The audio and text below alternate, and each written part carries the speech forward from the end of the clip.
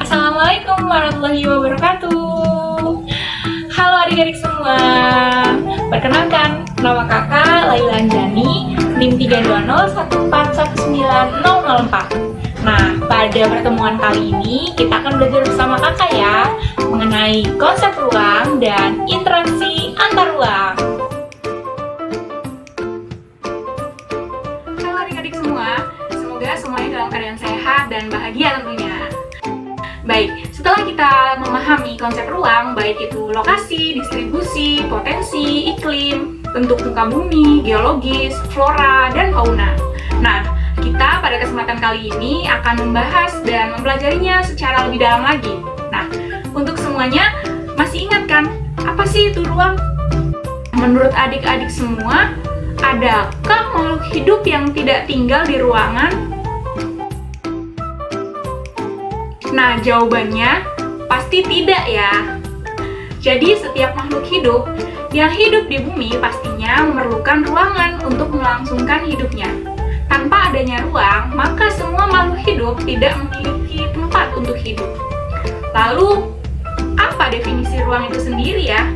Ruang adalah tempat di permukaan bumi, baik secara keseluruhan maupun hanya sebagian yang digunakan oleh makhluk hidup untuk tinggal. Nah, ruang itu tidak hanya sebatas udara yang bersentuhan dengan permukaan bumi,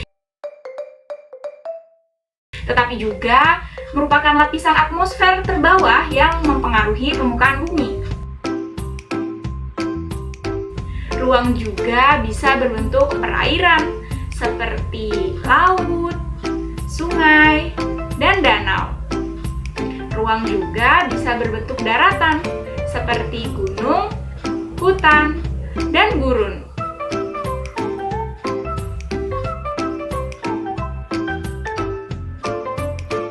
Nah, setiap ruang di permukaan bumi pastinya memiliki karakteristik yang berbeda-beda.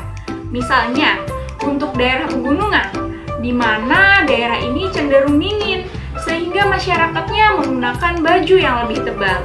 Nah, berbeda dengan daerah di pesisir, di mana daerah pesisir ini kondisinya lebih cenderung panas, sehingga masyarakatnya menggunakan pakaian yang lebih tipis. Kemudian, komunitas yang dihasilkan kedua wilayah ini juga tentunya berbeda, di mana daerah pegunungan lebih banyak menghasilkan sayuran dibandingkan dengan daerah pesisir yang lebih banyak menghasilkan ikan dan garam. Nah, perbedaan ini menghasilkan interaksi antar ruang. Interaksi antar ruang juga dapat didefinisikan sebagai hubungan timbal balik penghuni ruang dalam rangka untuk memenuhi kebutuhannya karena perbedaan potensi di setiap ruang. Baik, selanjutnya yaitu ada syarat terkait dengan interaksi antar ruang. Nah, yang pertama, saling melengkapi. Kondisi saling melengkapi atau complementary terjadi ketika dua wilayah atau lebih yang menghasilkan komoditas yang berbeda. Sebagai contoh, daerah pegunungan yang menghasilkan sayuran berbeda dengan daerah pesisir yang menghasilkan garam dan ikan. Nah, dari perbedaan ini yang menyebabkan saling melengkapi antara daerah pegunungan dengan daerah pesisir, sehingga interaksi ini menjadikan makanan yang enak. Nah, makanan yang enak ini bersumber dari daerah pegunungan dan daerah pesisir. Kemudian yang kedua, ada kesempatan antara. Kesempatan antara atau intervening opportunity merupakan suatu lokasi yang menawarkan alternatif lebih baik sebagai tempat asal maupun tempat tujuan. Nah, sebagai contoh, untuk daerah A, di mana daerah A menghasilkan sayuran dan daerah B menghasilkan ikan dan garam. Namun, jarak antara daerah A dan daerah B adalah 5 km. Nah, sedangkan untuk daerah C, potensi sumber dayanya juga sama dengan daerah B, yaitu menghasilkan garam dan ikan. Namun, untuk jaraknya itu 2 km, maka terjadi interaksi yang kuat antara daerah A dan daerah C, karena jarak antar wilayah A dan C yang cenderung lebih dekat dibandingkan dengan jarak antara daerah A ke daerah B. Dan interaksi antara daerah A dan daerah B ini terjadi interaksi yang lemah. Kemudian yang ketiga, ada kemudahan transfer. Kemudahan transfer atau transferability merupakan kemudahan distribusi barang akibat dari sarana dan prasarana yang mendukung. Sebagai contoh, untuk daerah A sebagai penghasil sayuran, kemudian daerah B sebagai penghasil garam dan penghasil ikan, untuk jaraknya sendiri antara daerah A dan daerah B adalah 5 km. Sedangkan untuk daerah C, potensi sumber daya alamnya itu berupa ikan dan garam. Namun, jarak antara daerah A dan daerah C adalah 4 km. Walaupun jarak antara daerah A dan daerah C ini lebih dekat, namun antara daerah A dan daerah C memiliki kendala dalam sarana dan prasarana, baik itu jalan ataupun transportasi. Sedangkan untuk daerah A ke daerah B, sarana dan prasarannya lebih mendukung.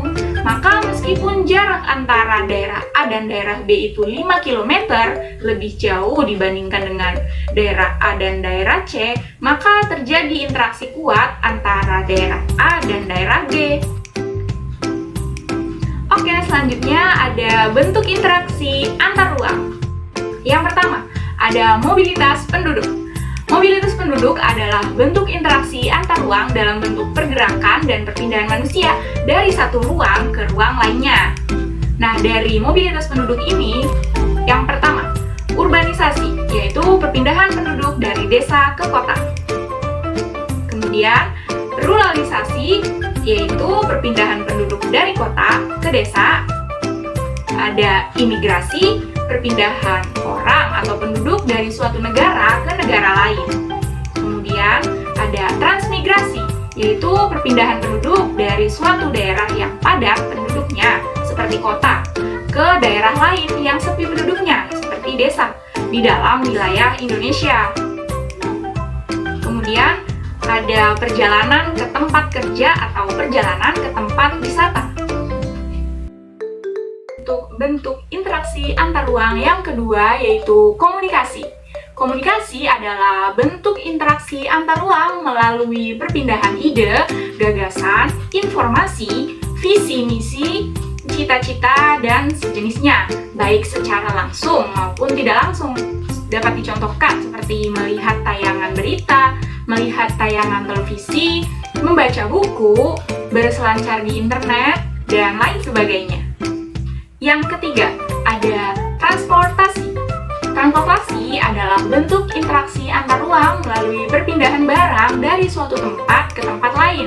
Dapat dicontohkan seperti pengangkutan barang, perdagangan, dan lainnya. Oke adik-adik semua, kita cukupkan untuk materi hari ini. Kakak harap semua dapat memahaminya dengan baik ya. Atas kurang dan lebihnya kakak mohon maaf. Sampai bertemu di lain waktu. Wassalamualaikum warahmatullahi wabarakatuh.